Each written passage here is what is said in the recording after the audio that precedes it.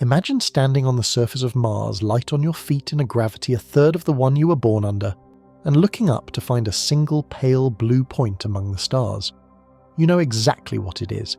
It is the planet that made you, that shaped every cell of you, and you have just realized you may never be able to go back to it. Not because the ship cannot make the crossing, because you, the actual physical you, may no longer be built for it. 2 or 3 years away from Earth can rewrite a human body so thoroughly that the return, not the journey out, becomes the part it might not survive. The bones forget how to bear weight. The heart forgets how to fight gravity. So what does it really mean to reach another world, if reaching it means you can never truly come home from it? Get cozy and let yourself settle in. Subscribe if you have not already, and stay with me tonight, because the story of why the first humans on Mars may have to stay there is not a story about machines, it is a story about you. Let's dive in.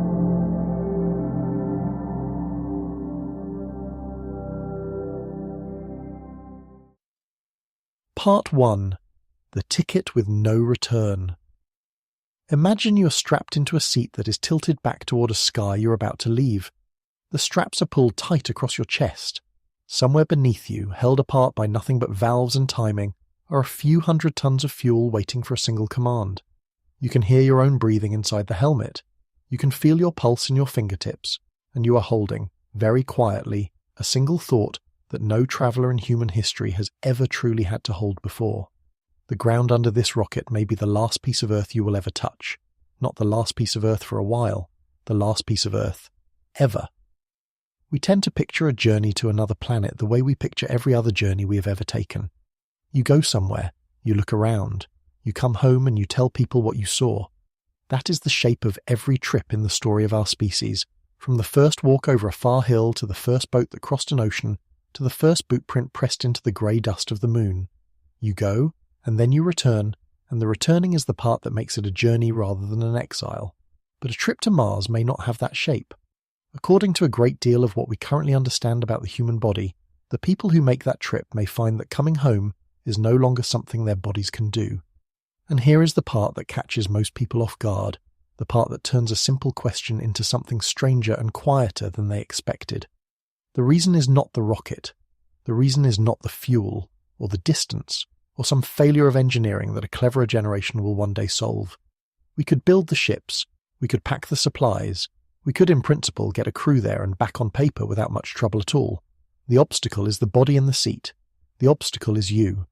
For as long as there have been human beings, there have been journeys, and almost every one of them has carried a silent promise of return folded inside it. The hunter who walked over the far ridge meant to come back to the fire. The sailor who set out across an unknown sea packed his hold, with the intention of seeing his home port again. Even the astronauts who rode fire to the moon did so knowing, with real confidence, that in a few days they would splash back down into the arms of their own planet. The going and the coming back are so tightly bound together in our minds that we rarely separate them. A journey without a return is not really a journey at all. We have another word for that. We call it exile. What makes a trip to Mars different is that the exile, if it comes, would not be imposed by any king or court or disaster. It would be imposed by biology, from the inside by the traveller's own flesh. And that is a genuinely new thing under the sun. Every barrier that ever stopped an explorer before was out in the world. A mountain too high, an ocean too wide, a cold too fierce to survive. Human history is the long story of overcoming those outer walls one by one, of building the boat or the sled or the rocket that finally gets us past them. But this wall is not out in the world. This wall is the explorer. You can build a better ship, but you cannot, at least not yet, build a better body. And it is the body that would keep these travellers from ever coming home. For the first time in the history of our restless species, the thing standing between us and the return is not the distance we must cross. It is the creature doing the crossing. That is the idea I want to sit with tonight, slowly, the way you would turn a strange stone over in your hands. There is a growing case, built on decades of medicine gathered from orbit, that a human body which spends 2 to 3 years away from Earth does not simply get tired or get sick or get old a little faster. It changes. It rebuilds itself for the new conditions, patiently and thoroughly, in ways that may not fully reverse. And if that is true, then the door those astronauts walk through when they board the ship is a door that only opens one way. not because anyone locked it behind them, because the body, given enough time in a place it was never made for, quietly forgets how to live in the place that made it. Let me tell you why a journey to Mars takes so long, because the length of it is the beginning of the whole problem. When we went to the Moon, the trip took about 3 days each way. The Moon is close, as these things go, a little under 250,000 miles from where you're sitting right now. You could watch it rise tonight and know that, at the speeds we can already reach, a person could be standing on it before the weekend. Mars is a different kind of far. At its closest approach, when the two planets line up on the same side of the Sun, Mars sits roughly 55 million kilometers away. And the planets do not stay lined up. They swing around the Sun at different speeds, on different tracks, so the favourable moment when a crossing is even possible comes around only about once every 26 months. That rhythm shapes everything. A realistic mission is not a quick dash out and back. It is 6 to 9 months of travel just to get there. Then, because the planets have to swing back into the right position before you can leave again, a stay on the surface of around 1.5 years. Then another 6 to 9 months to come home. Add it together, and you're looking at a person who is away from Earth for somewhere between 2 and 3 years. 2 to 3 years during which their body is subjected to a set of stresses that no human body has ever endured for anything close to that long. 2 to 3 years is longer than most wars a soldier serves in. It is longer than many jobs a person holds. It is a substantial slice of a human life, spent in a small sealed craft and on a cold, airless world, with the knowledge that the return is not guaranteed. And people would still go. That is worth pausing on, because it tells you something about us. There has never been a shortage of volunteers for the most dangerous expeditions in history, and there would be no shortage for this one. Men and women would line up to take a ticket they knew might be one way, to be among the first of our kind to stand on another planet, even if the price was never standing on this one again. Whether we should let them, whether any amount of courage and consent makes it right to send people on a journey their own bodies might not survive returning from, is one of the real moral questions hanging over the whole idea. But make no mistake, if the ship were built, the seats would fill. The barrier was never going to be our willingness. It was always going to be our biology. And the distance does something to you that has nothing to do with radiation or gravity, something purely psychological that is worth pausing on. At 55 million kilometers, even light, the fastest thing there is, takes time to cross the gap. A radio signal sent from Mars to Earth takes anywhere from 3 minutes to over 20 minutes to arrive, depending on where the two planets are in their long, slow dance. That means there is no conversation with home. You say something, and you wait, and 20 minutes later the words arrive, and 20 minutes after that the reply comes back. An hour can pass between a question and its answer. Live with that for a moment, because it reshapes the whole experience of being in trouble. On Earth, help is a phone call away, an ambulance, a voice on the line talking you through the worst minutes of your life. On the way to Mars, there is no voice in real time. There is only the long silence of the gap, and then, minutes later, words that were spoken to a situation that has already changed. Mission control becomes less like a lifeline and more like a distant, well-meaning correspondent, always writing to you from the past. The crew would have to be, in every real sense, their own doctors, their own engineers, their own rescue party.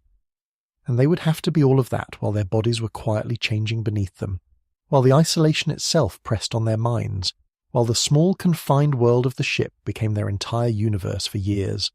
The physical toll we are tracing tonight does not happen to serene, rested people in ideal conditions. It happens to human beings already carrying a separation from home more total than anyone has ever known. The body's ledger fills against that backdrop, and the two burdens, the bodily and the mental, feed one another in ways we're only beginning to understand. If something goes wrong, no one on Earth can talk you through it in real time. They can only learn about it long after it has already happened. Think about what that erases. There is no emergency evacuation. On the space station, if a crew member becomes seriously ill, there is a capsule attached to the station that can bring them back to a hospital in a matter of hours. From Mars, there is no such option. The nearest hospital is not a few hundred miles below you. It is months away, across a stretch of emptiness so wide that a cry for help arrives as an old recording. These astronauts would be more alone than any human beings have ever been, not in the poetic sense, but in the plain, physical, no one is coming sense. And they would be alone with the one thing they cannot leave behind, the one piece of equipment on the entire mission that cannot be repaired or replaced or swapped out for a working spare, their own bodies. So the journey itself, before we have said a single word about what happens inside a person, already has this quality of a threshold. You cross it, and the crossing takes long enough that by the time you arrive, the possibility of easy return has quietly closed behind you. But the distance and the isolation are only the frame around the real story. The real story is what those years do to a body that was built, over 4 billion years, for exactly one place in the universe. Because here is the thing about you, about all of us, that we almost never notice, precisely because it is always true. You're not a general-purpose machine. You're a creature exquisitely tuned to a single set of conditions.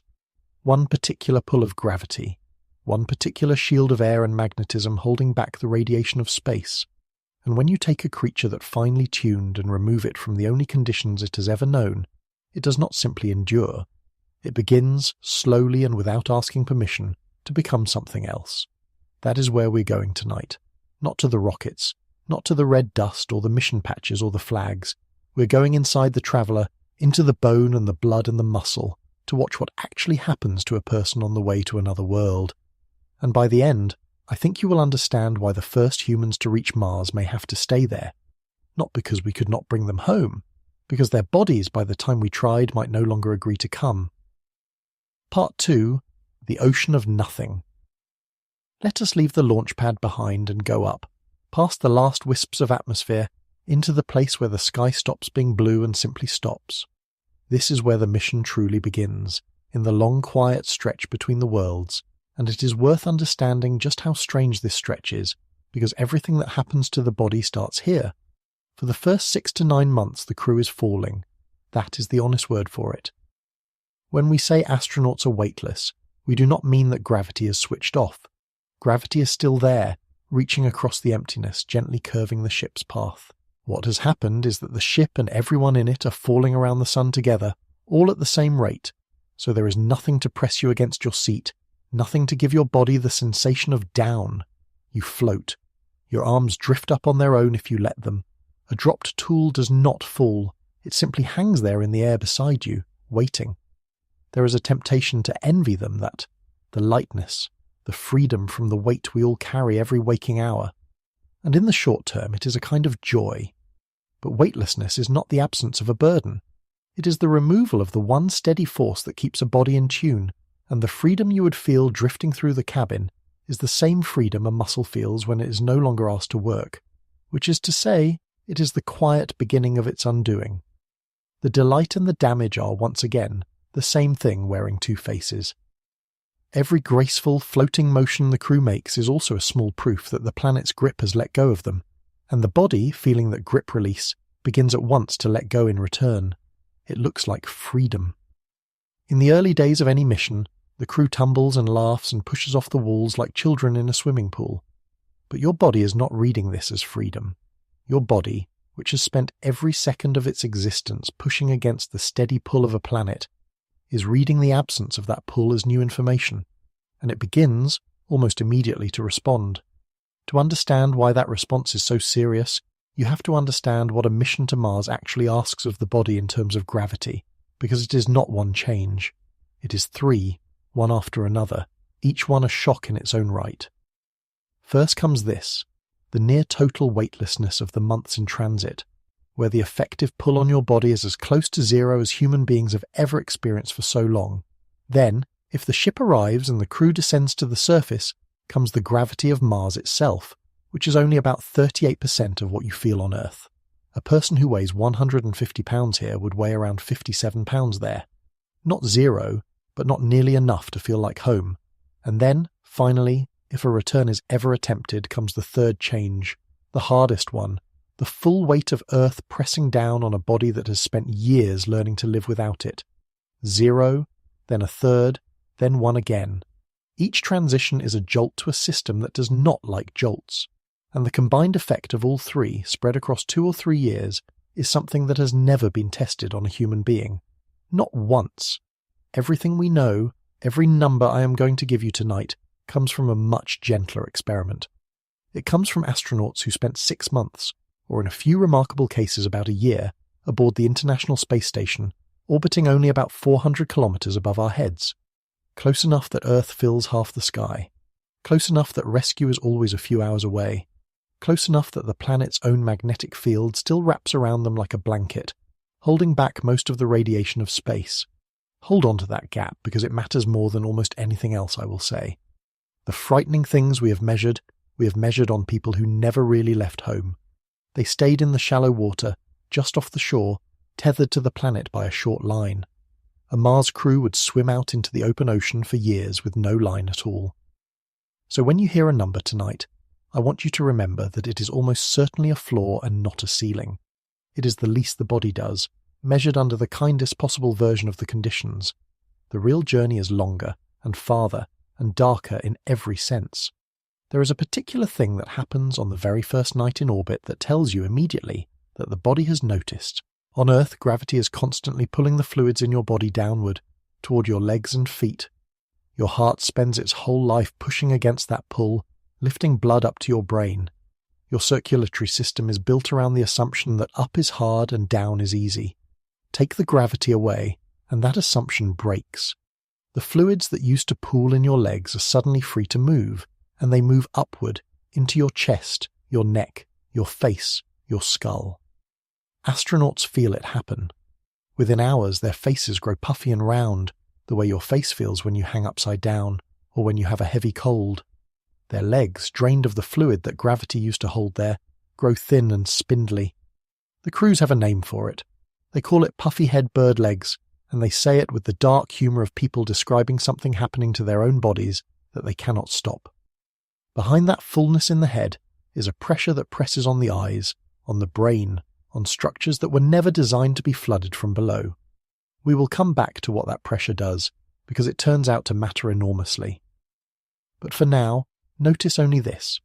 On the very first night, before the crew has done anything at all, the body has already begun to rearrange itself for a world with no down. And this is only the first day.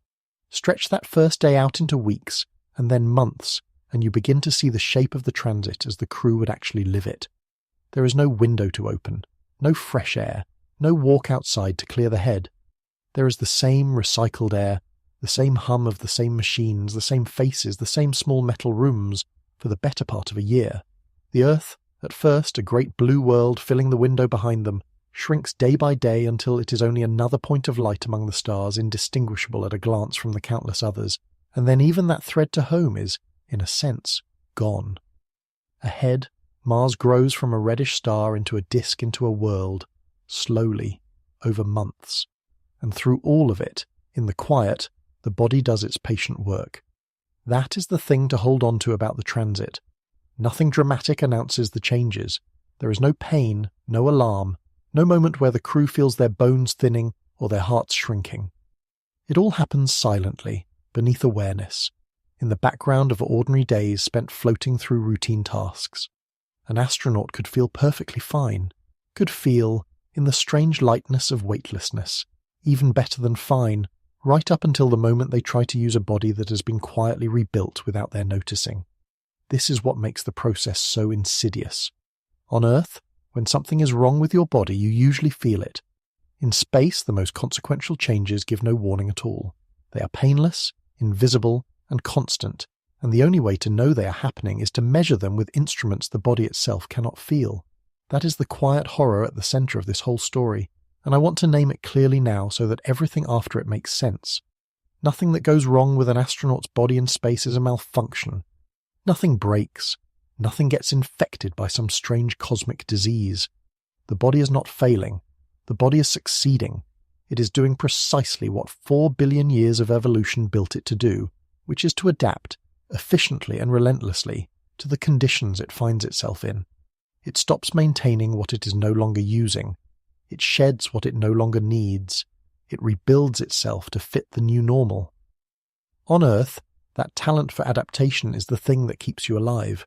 In space, that same talent is the thing that slowly strands you, because the new normal it is so carefully adapting you to is a place you cannot stay, and the old normal it is so carefully abandoning is the only place you can come home to. The body, in other words, keeps a ledger. Every day without gravity is written down. Every day without the shield of Earth's air is recorded. It is patient bookkeeping, quiet and exact, and for a while it costs you nothing you can feel. But the ledger is real, and the entries accumulate, and somewhere out there in the long fall between the worlds the total begins to come due. To understand the first entry in that ledger, the one that starts writing itself the moment you leave the protection of Earth, we have to talk about something you cannot see, cannot feel, and cannot escape. We have to talk about the light that fills the emptiness between the planets and what it does to a body caught out in the open. Part 3. The Invisible Tide. Right now, as you rest, you're being protected by two things you almost never think about. The first is the air above you, a column of atmosphere reaching up towards space, thick enough that it absorbs the overwhelming majority of the dangerous particles raining down from the cosmos. The second is invisible and even more remarkable. Far beneath the surface of the Earth, a core of churning molten metal generates a magnetic field that reaches far out beyond the atmosphere and wraps the entire planet in a protective shell. That shell catches and deflects the charged particles streaming from the sun and from far outside the solar system, bending them away from you, funneling them toward the poles where they burn up harmlessly as the northern and southern lights. Between the air and the magnetism, roughly 99.9% of the radiation that space is constantly throwing at us never reaches the ground. You have lived your entire life inside that shelter. Every human being who has ever existed has lived inside it. And the moment a spacecraft carries a crew beyond it, the shelter is gone, and for the first time a human body stands out in the open weather of the universe. That weather is worse than most people realize. Space is not empty. It is filled with a thin, ceaseless rain of high-energy particles, some from the sun, some flung across the galaxy by exploding stars in the distant past, moving at nearly the speed of light. Each one is a tiny bullet of energy. On Earth, they are stopped far above your head. In transit to Mars, they pass straight through the thin walls of the spacecraft and then straight through the astronauts inside, tearing microscopic tracks through living tissue as they go, through skin, through organs, through the delicate coiled strands of DNA inside every cell, the molecule that holds the instructions for keeping you alive and keeping you yourself. That last target is the one that makes radiation such a patient and serious threat. Your DNA is not just any molecule. It is the master copy of the instructions that build and run every cell in your body, and your cells spend an enormous amount of effort guarding and repairing it.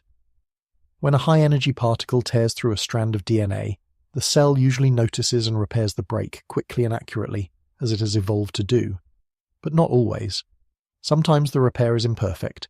Sometimes a mistake is written into the code and copied forward every time that cell divides thereafter. Most of these errors are harmless. A few land in exactly the wrong place, in the genes that govern how and when a cell is allowed to grow, and a cell with those particular errors can begin to multiply without restraint. That is what cancer is. This is why the danger of radiation is measured not in how you feel today, but in your odds years and decades from now. Each particle that passes through you is a tiny roll of the dice, a small chance of a permanent error in a critical place, and over the hundreds of days of a Mars mission, out in the open with no shield. The dice are rolled an astronomical number of times. No single roll is likely to hurt you. It is the sheer number of them, accumulating in silence, that slowly bends the odds against you. We are not guessing about how much. When NASA sent the Curiosity rover to Mars, it carried an instrument built for exactly this question, a radiation detector that measured the dose during the cruise between the planets and then again on the surface. From that data, scientists could estimate what a human crew would absorb. The numbers are sobering. A full mission, with roughly 6 months of travel out, about a year and a half on the surface, and 6 months back, would expose an astronaut to a total radiation dose of around 1 sievert. If that unit means nothing to you, let me give you the comparison that makes it land. The European Space Agency, as a general rule, limits an astronaut to about 1 sievert over their entire career, their whole working life. A single trip to Mars would spend that entire lifetime allowance in one journey. That 1 sievert is associated with roughly a 5% increase in the chance of dying from cancer at some point later in life. 5% may not sound like a catastrophe, and it is worth being honest about that. It is not a death sentence written in advance.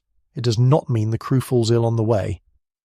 But it is enough that NASA's own safety standards, which cap the allowable increase in cancer risk at 3%, would be broken by the mission before it even reached the surface. The people who set the rules for keeping astronauts safe have already looked at this trip and concluded that, by their own long-standing limits, it should not be allowed. The rates tell the story of where the danger concentrates. During the cruise between the planets, out in the open with only the ship's thin hull for cover, the dose comes in at about 1.84 millisieverts every single day. On the surface of Mars, the number drops to roughly 0.64 millisieverts a day, about a third as much, because the bulk of the planet blocks radiation coming from below, and the thin Martian atmosphere absorbs a little more. That difference matters. It means the transit, the long fall through open space, is the most exposed and dangerous part of the whole trip. And a Mars mission has two of them, one out and one back. It helps to know that the radiation of open space comes in two very different forms, because they threaten the crew in two different ways. The first is a constant, thin, ceaseless drizzle called galactic cosmic radiation, made of high-energy particles flung out by exploding stars across the galaxy long ago, arriving from every direction at once, all the time. This is the background rain, the steady dose that accumulates day after day, and it is fiendishly hard to stop because the particles carry so much energy. The second form is different in character. Every so often the sun erupts, hurling out a sudden violent storm of particles in a burst that can last hours or days. These solar storms are the acute danger, the flash flood rather than the steady rain. During a bad one, the dose rate can spike to levels that, without protection, could make a crew acutely ill, and in a severe enough event could threaten their lives from a single exposure. This is why the more thoughtful mission designs include a storm shelter, a small, heavily shielded chamber, often wrapped in the ship's own stores of water and food and waste, where the crew can retreat when the sun flares. They would have some warning, minutes to hours, as instruments detected the eruption, and they would huddle in that shelter until the storm passed. It is a strange image. Human beings crouched in a water-lined closet in the middle of empty space, waiting out the weather of a star. But it captures something true about the whole endeavour. Out there, the sun is not the warm friend that lights our sky. It is a source of danger to hide from.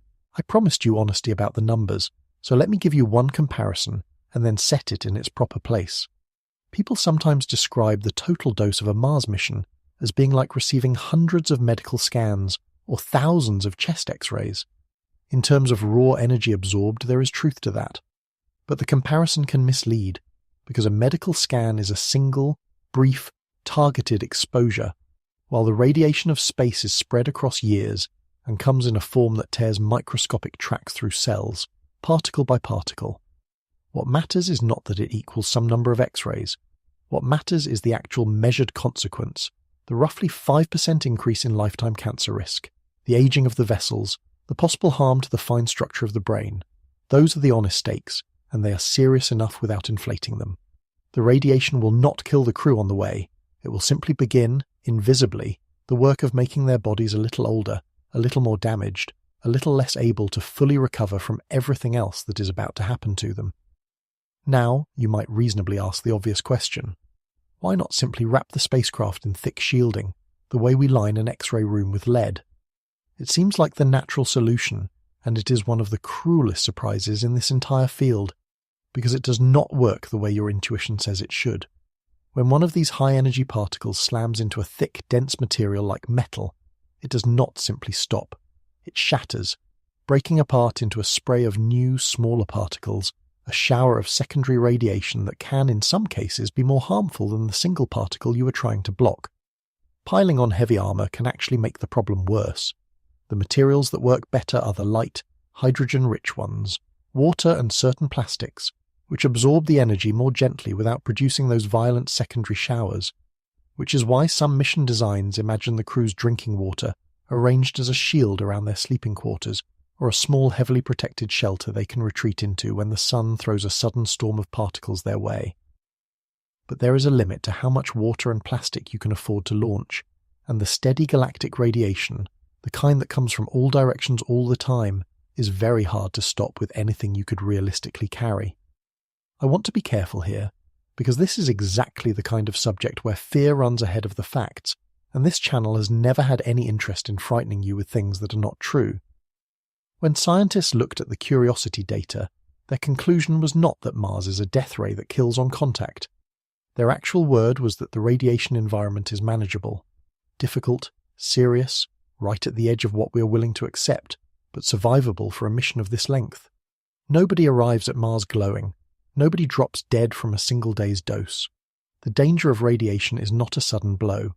It is a slow accumulation, a patient thing, its consequences measured in years and decades rather than minutes. It raises the odds of cancer later. It appears to age the blood vessels and the cardiovascular system prematurely, a point we will return to when we talk about what happens to the heart. There is evidence, mostly from animal studies so far, that it can damage the fine structure of the brain, affecting memory and the speed of thinking, though how much of that would happen to a human crew is still genuinely uncertain, and I will not pretend otherwise. So the radiation is not the executioner. It is the first domino. It is the opening move in a longer game, an insult delivered to the body at the cellular level, quietly damaging the machinery of life while the astronaut feels perfectly fine. And it runs in parallel with everything else that is happening, everything we're about to explore, adding its slow damage to a body that is already, for entirely separate reasons, beginning to take itself apart. The radiation writes the first entry in the ledger. It is not the largest entry, but it is the one that starts the whole account, out there in the dark, where there is no shelter and no way to close the account again. Part 4. The body keeps a ledger. I want to slow down now and look directly at the strangest idea in this whole story, because everything that follows depends on you truly understanding it, and it runs against almost every instinct you have about your own body. When you imagine a body being harmed by space, you probably imagine damage, something being broken, or worn down, or attacked. That is how we usually think about danger. A threat comes from outside, and the body is the victim, defending itself as best it can. And with radiation, that picture is roughly right. But with almost everything else that happens to an astronaut, the picture is exactly backward. The body is not the victim. The body is the one doing the changing, and it is not making mistakes. It is doing its job perfectly. Consider what your body actually is. It is not a fixed structure, like a house, built once and then simply standing there. It is a living process, constantly tearing itself down and rebuilding itself every single day, according to what you demand of it. When you lift heavy things, your muscles grow because your body senses the demand and invests in meeting it. When you stop, they shrink again because your body senses that the investment is no longer needed and quietly withdraws it. Your bones do the same. Your heart does the same. This is not a flaw. This is the most brilliant feature you have. It is why a person can train for a marathon, or recover from an injury, or adapt to life at high altitude. Your body is always asking a single question, over and over, about every tissue you own. Is this still needed? And it pays only for what the answer says yes to. On Earth, that question has a steady answer, because the demand never goes away. Gravity is relentless. Every second of your life, whether you're running or sleeping, your bones and muscles are holding your body up against the constant downward pull of the planet. You never get a day off from gravity, and so your body never stops investing in the structures that fight it. The pull is the exercise. The weight is the training. Your skeleton and your muscles are strong for one reason above all others, and it is not the gym and not your diet. It is that they spend every moment of every day pushing back against a planet. Now take that planet away.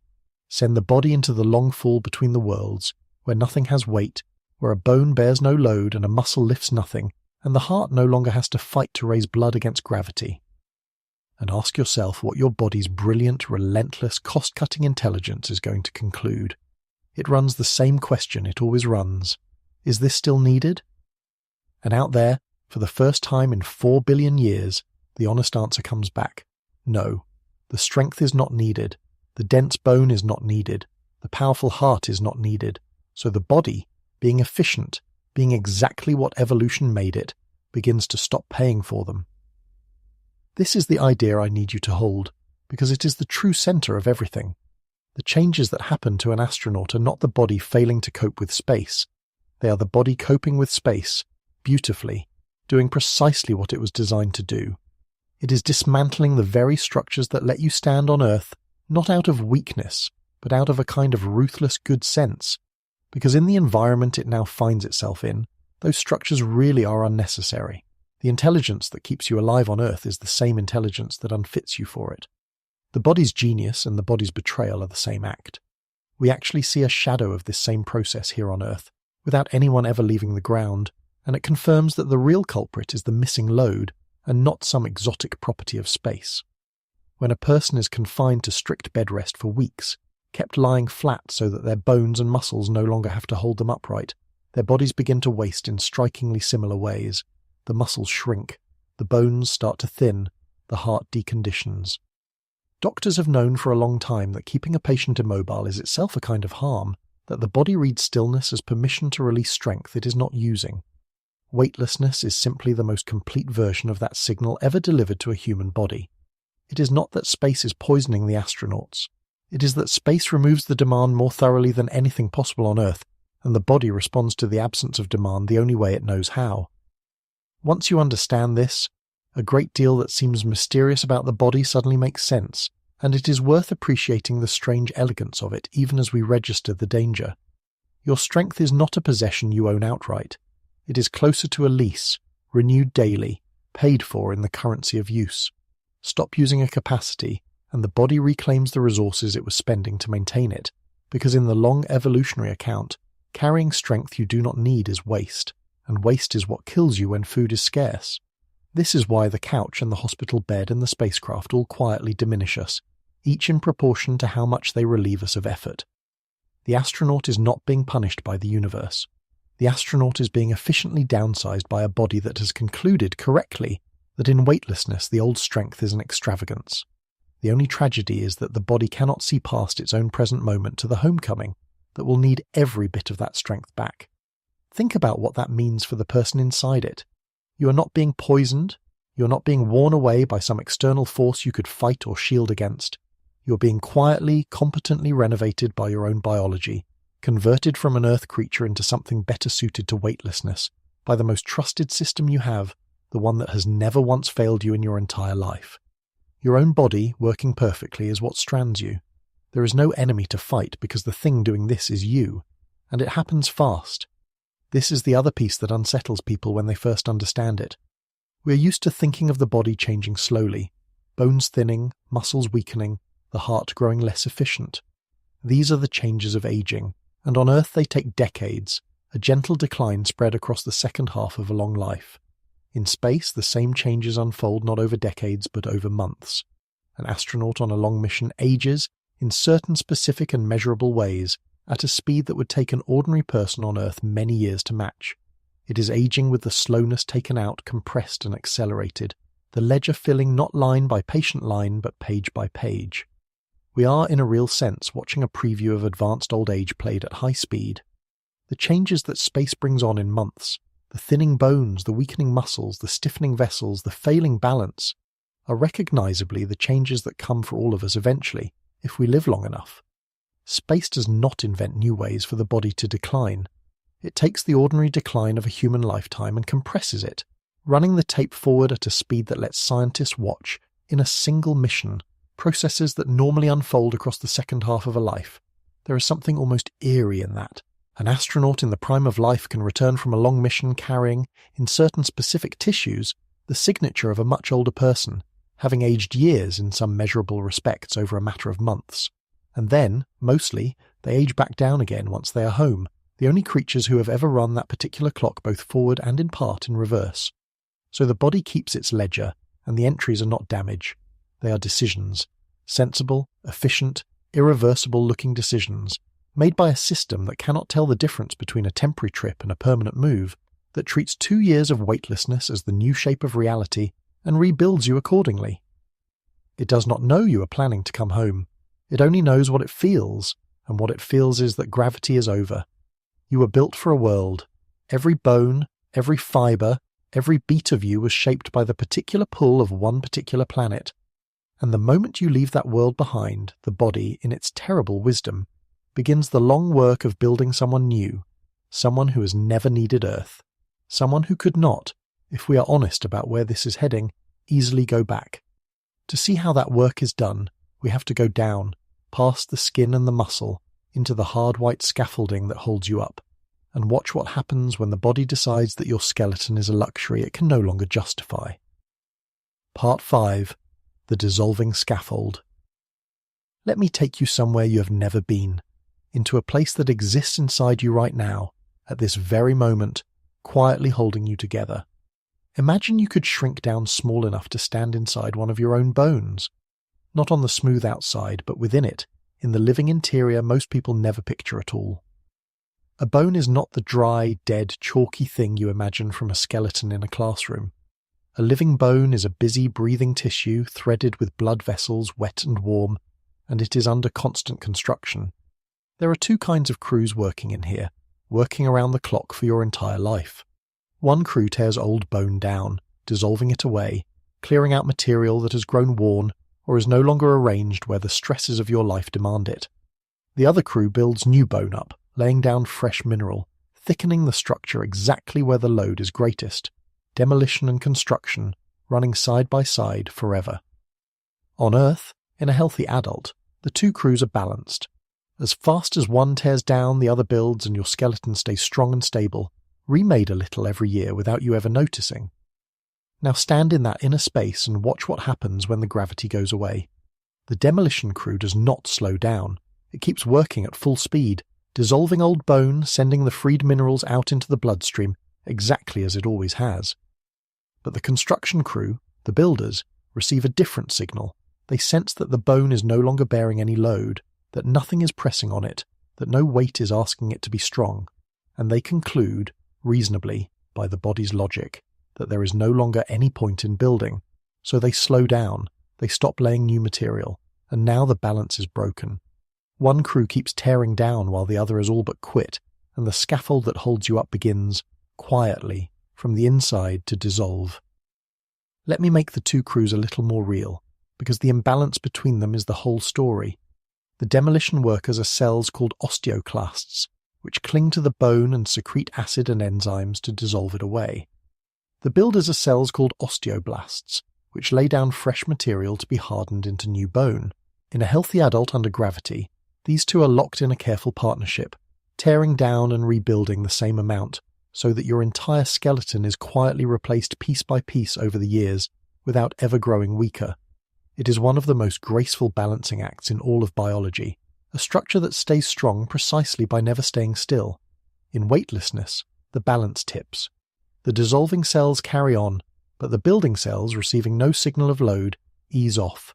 And so, in the specific bones that no longer bear weight, the skeleton is being unbuilt faster than it is rebuilt, the partnership broken, the structure losing ground month after month with no force present to tell it to stop. Picture what that means over the length of a mission. The scaffold does not fail all at once. It thins gradually, invisibly, in the interior where you would never see it, growing more porous and more fragile with each passing month, like a bridge whose girders are being hollowed from within while the surface still looks solid. From the outside, the astronaut appears unchanged. Inside, the architecture is quietly being taken apart, one microscopic strut at a time, in exactly the places that will matter most on the day they try to stand. This is not a slow trickle. Astronauts lose bone at a rate of roughly 1 to 1.5% every single month in the parts of the skeleton that matter most. Let me make sure that number lands, because a percent a month sounds almost gentle. On Earth, a person losing bone to age might lose that much in a year, and we would call it a serious condition. In space, it happens every month, month after month for the entire mission. We did not always know this was coming. In the earliest days of spaceflight, when missions lasted only days, no one had any reason to suspect that the body would come apart so thoroughly in weightlessness. It was only when humans began staying in orbit for weeks and then months aboard the first space stations that the pattern emerged, and it alarmed the doctors watching it. Crews were coming back weaker than anyone had predicted, and the more they measured, the clearer and more troubling the picture became. Bone loss in particular stood out, because unlike a tired muscle, lost bone did not simply bounce back.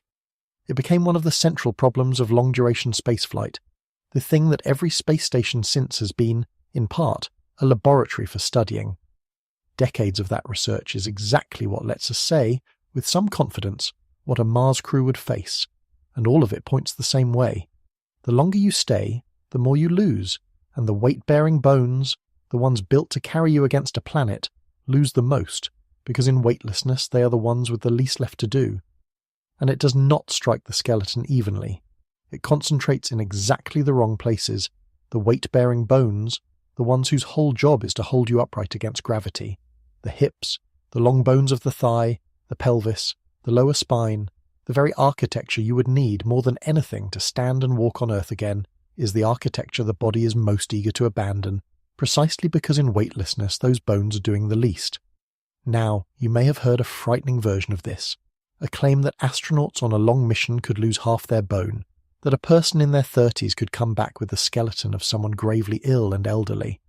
It is worth pausing on that claim, because it is the kind of thing that spreads easily, and the truth is both more careful and, in its own way, more unsettling. The scary version usually comes from taking that monthly loss rate and simply multiplying it out in a straight line. 1.5% a month times 24 months, and you arrive at some catastrophic figure. But bodies do not work in straight lines. The loss does not continue at the same pace forever. It tends to slow over time as the skeleton settles toward a new, lower baseline suited to weightlessness. And it is regional, concentrated in the weight-bearing bones rather than stripped evenly from your whole frame. So no, an astronaut is not likely to return having literally lost half of their entire skeleton. That specific number is a myth built from bad arithmetic. But here is why the truth is worse than a reassurance. The real danger was never a headline percentage. The real danger is what happens when they come back and try to recover, because the recovery is where the one-way quality of this whole story first becomes visible in hard data. When scientists tracked astronauts after long missions, they found something that should give any Mars plan a pause.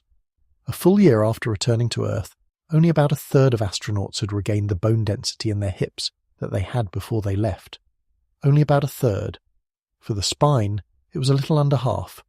The rest was still, a year later, carrying skeletons weaker than the ones they launched with. Let that recovery figure settle next to the mission it would apply to. These were astronauts who came home to every advantage, to gravity working on them around the clock, to doctors and physical therapists and carefully designed rehabilitation, to the full weight of Earth constantly signalling their bones to rebuild. And still, a year on, most had not fully regained the density in their hips. Now imagine a body that has been through not 6 months but 2 or 3 years, that has spent a year and a half of that time at a gravity too weak to fully wake the bone-building cells, and that must attempt its recovery, if it attempts one at all, only after surviving the very return that its weakened skeleton makes so dangerous. The recovery data we already have is gentle, and it is already discouraging. The Mars version would be neither gentle nor tested, and it got worse the longer the mission had been. Crews who had spent more than 6 months in space recovered more slowly and less completely than those who had flown shorter trips. In some astronauts, the inner, spongy interior of the bone, the part that gives it much of its resilience, never fully came back at all, and in a few cases the density was still measurably declining 1, 2, even 3.5 years after they had landed. Sit with that. The muscles, as we'll see, mostly rebuild, but the bone, in a real fraction of cases, does not. Some of what is lost on a long mission appears to be gone for good, even years after the body is back under the full pull of the planet that should, in theory, be signalling it to rebuild. And a Mars mission is not 6 months. It is not a year. It is 2 to 3 years, longer than any of the flights these discouraging recovery numbers came from. If more than 6 months already means slower, less complete recovery, we have every reason to expect that the years-long profile of a Mars trip pushes further into the territory where the bone simply does not come back. There is a second danger hidden inside all this, one that has nothing to do with strength, and it is worth mentioning because it turns an abstract worry into an immediate physical threat far from any help. Remember that the demolition crew is dissolving bone and dumping the freed minerals into the bloodstream. A great deal of that mineral is calcium. Where does all that extra calcium go? Much of it is filtered out by the kidneys and passed out of the body, and a bloodstream suddenly rich in excess calcium is exactly the recipe for kidney stones, those small, hard, agonizing crystals that form in the urinary tract.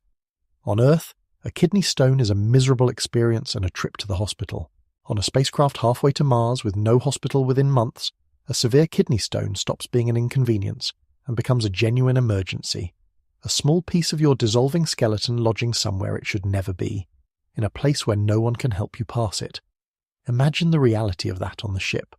A crew member wakes in the night, months from any world, with a pain in the side that builds and sharpens into something they can barely breathe through, and there is nothing to be done but endure it and hope the stone is small enough to pass on its own.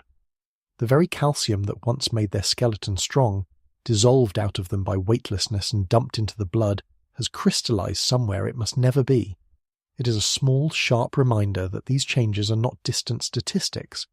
They are pieces of the traveller's own body, coming loose and going wrong, in a place where help is a message that takes 20 minutes just to arrive.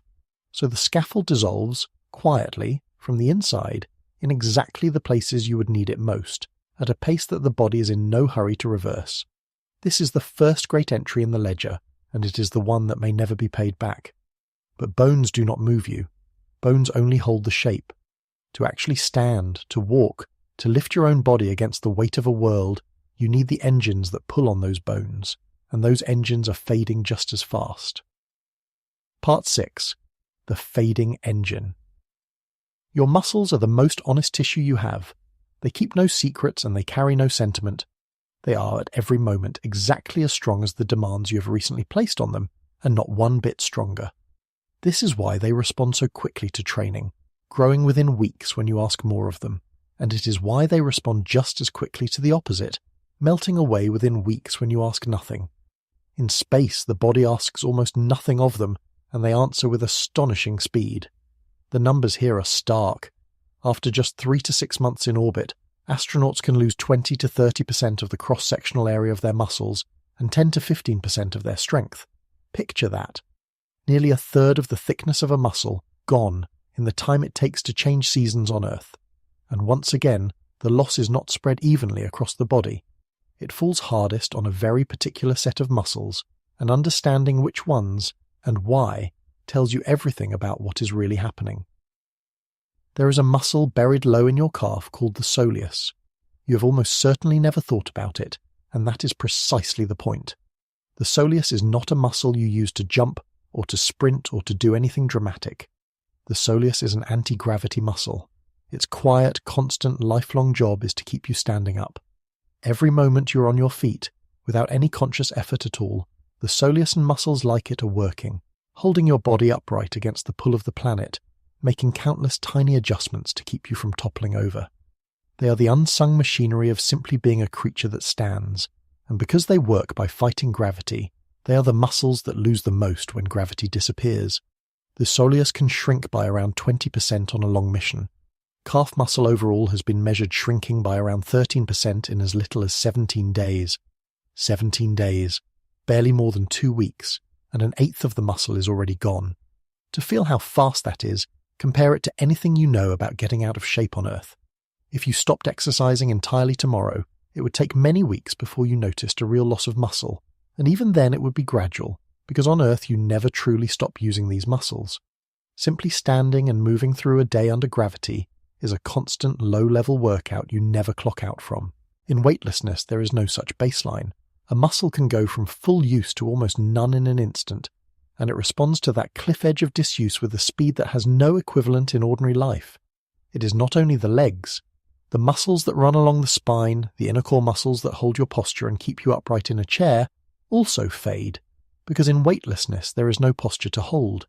Even the muscles of the back and neck, everything whose quiet job is to work against gravity, joins the general retreat. What returns from a long mission is a body that has been comprehensively unstrung, its every anti-gravity system loosened, so that when it finally meets the weight of a world again, there is almost nothing left that was kept in condition for the meeting. That is the picture behind those images of crews being carried from their capsules. It is not simply that they are tired, it is that the entire architecture of standing has been disassembled around them, and for a while there is not enough of it left to lift a human being off the ground. But the muscles do not merely shrink. Something subtler happens inside them, at the level of the individual fibres, and it makes the problem worse in a way that raw size cannot capture. Muscle is made of different kinds of fibres. Some are slow fibres, built for endurance, for holding a position hour after hour without tiring. These are the fibres your anti-gravity muscles are rich in, because standing upright all day is the ultimate endurance task. Other fibres are fast fibres, built for quick, powerful, brief bursts of effort, but they tire rapidly. What researchers have found is that in weightlessness, the muscle does not just lose fibers, it converts them. The slow, patient, enduring fibers begin to transform into fast, quick, tiring ones. And at first that might sound almost like an upgrade, more speed, more power. But think about what it actually means for a body that wants to return to Earth. The fibers best suited to the endless patient work of standing and walking against gravity are being traded away for fibers that fatigue in minutes. The body is not just getting weaker, it is retooling itself away from exactly the kind of strength that life on a planet requires. We know, in vivid and slightly heartbreaking detail, what this does to a person when they come back, because we see it every time a long-duration crew returns from the space station. These are people who have spent their months in orbit exercising with real discipline, and I want to be clear about that, because it speaks to how powerful this process is. Astronauts on the station do not simply float around letting themselves waste away. They exercise for around 2 hours every single day, strapped to treadmills by bungee cords, hauling against resistance machines designed to load their muscles and bones in the absence of gravity. 2 hours a day, every day, fighting to hold on to their own bodies. And when they come home, the rebuilding of those muscles is itself a long project. It can take months of dedicated work back under gravity for a returning astronaut to regain the strength they lost, retraining the body almost from scratch, coaxing the faded fibers back to life. The good news, and it is real, is that muscle largely does come back, given time and effort and a planet to push against. The muscles are the forgiving part of this story, but their recovery assumes the rest of the body can support it, that there is a skeleton strong enough to bear the training loads and a heart able to fuel the effort. The muscles can be rebuilt, but only on top of a frame that may itself never fully recover, and that is the catch that keeps the whole picture from being reassuring. And even with all of that effort, the deterioration is only slowed. It is not stopped. And so, when the capsule finally returns to Earth and the hatch opens, the astronauts often cannot walk. Not because anything is broken, but because the engines that lift the body have faded, and the scaffold that holds it up has thinned, and the whole system for standing against gravity has been quietly disassembled over months. You have seen the images, perhaps, without registering what they truly mean. The returning crew members, some of the fittest and most rigorously trained human beings on the planet, being lifted out of their capsules and carried to waiting chairs, unable to trust their own legs, their faces registering the strange, heavy shock of a body that suddenly weighs what it is supposed to weigh. Simple things become ordeals. Standing up makes them dizzy. Climbing a single flight of stairs, an act you performed without a thought today, becomes an exhausting challenge for people who, weeks earlier, were performing spacewalks. And remember, always, the gap I asked you to hold on to. Every one of these astronauts is recovering from a stay of 6 months, or at most about a year, in orbit just a few hundred kilometers above the Earth, with rescue always close at hand. They are carried from their capsules on the shore of home. A Mars crew would face the same disassembly, but stretched across a far longer mission, and they would face it twice. Once when they arrive at Mars and try to stand on the surface after months of falling through space, their weakened bodies meeting even the gentle 1/3 gravity of that world, and then again, far more brutally, if they ever try to come home to the full weight of Earth. The muscles fade quietly, without pain, without drama, the engine winding down a little more each week. And unlike the bones, the muscles can mostly be rebuilt, given time and effort and gravity to train against. But that rebuilding assumes there is something left underneath them, strong enough to hold the load while they recover. It assumes the frame can bear the weight while the engines come back to life.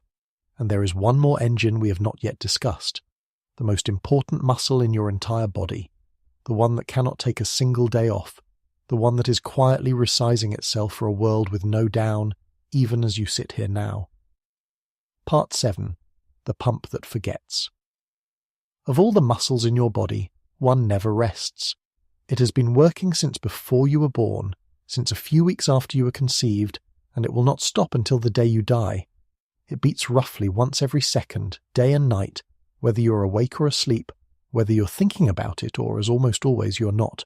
It is your heart, and it is a muscle like any other, which means it obeys the same ruthless rule as every other muscle. It is exactly as strong as the work you demand of it, and no stronger. On Earth, the work your heart does is defined by gravity. Every beat has to lift blood upward, against the constant downward pull of the planet, all the way from your chest to your brain, so that the highest and most demanding organ you own never goes without oxygen. That upward fight is the heart's daily training. It is why the heart is a thick, powerful, muscular pump. It has spent your whole life lifting a column of blood against the weight of a world, and it is strong because it has never been allowed to stop. Take the gravity away, and the fight ends. In weightlessness, blood no longer pools in the legs, no longer has to be hauled uphill to the brain. It simply drifts wherever it likes, filling the chest and the head, as we saw on that first night in orbit. The heart, suddenly, has far less work to do. And so, following the same logic as every other muscle, it begins to shrink. We know this with unusual precision because of one remarkable man and one remarkable year. When the astronaut Scott Kelly spent 340 days aboard the International Space Station, very nearly a full year, his heart was studied closely before, during and after, and despite the fact that he exercised 6 days a week for that entire year, his heart still shrank. His left ventricle, the main pumping chamber, the part that does the heavy lifting of pushing blood out to the body, lost mass at a rate of about 0.74 grams every week. Week after week, a small amount of the pump quietly dissolved away, unneeded, the body trimming what the new weightless world no longer required. The heart did not only get smaller, it began to change shape, growing rounder, more spherical, losing some of the efficient form that gravity had sculpted it into over a lifetime. Let me pause here to keep us honest, because this is a place where the story could easily be pushed too far, and I would rather you trust every word than be frightened by an exaggeration. Scott Kelly's heart shrank. Yes, but throughout that year, its function stayed good. It kept pumping. It did its job. And when he came home, the changes stabilized and over time largely reversed. Researchers even found that the effect varied from person to person in a surprising way. The fittest astronauts, the ones with the most powerfully conditioned hearts, tended to lose the most heart muscle in space, simply because they had the most conditioning to give up, while some of the less fit crew members actually held steady or even gained a little. The shrinking heart is real, and it matters enormously for what comes next. But it is not a heart failing. It is a heart doing exactly what a muscle does when the work goes away. The distinction matters more than it might seem, because buried inside the alarm there is something hopeful. A heart that has shrunk from disuse is not a damaged heart. It is a detrained one, like the body of an athlete who has stopped training, and detraining, unlike true damage, can in principle be reversed by asking the muscle to work again. That is genuinely reassuring, and I want you to hold it.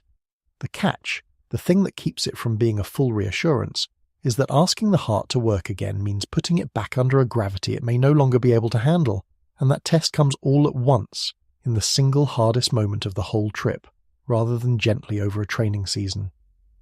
It is a heart forgetting how to fight gravity, because for now, there is no gravity to fight. Try to feel this happening the way the astronaut cannot. On that first night and every night after, with no gravity to pull your blood down into your legs, the fluid rises and settles in your chest and your heart, sensing the change in the pressure and volume around it, begins the slow work of adjusting to a job that has suddenly grown easier. There is no sensation to it. You do not feel your heart resizing itself any more than you feel your hair growing. But week by week, beat by beat, the pump quietly conforms to the new, lighter demand, shedding the very strength it spent a lifetime building, because that strength was only ever an answer to a question, the question of how to lift blood against a planet, and the question has, for now, been withdrawn. The plumbing changes compound the problem in a way worth spelling out. When the body sheds 10 to 15% of its blood volume in response to the fluid shift, it is not only the pump that has weakened, it is the very thing the pump moves that has diminished.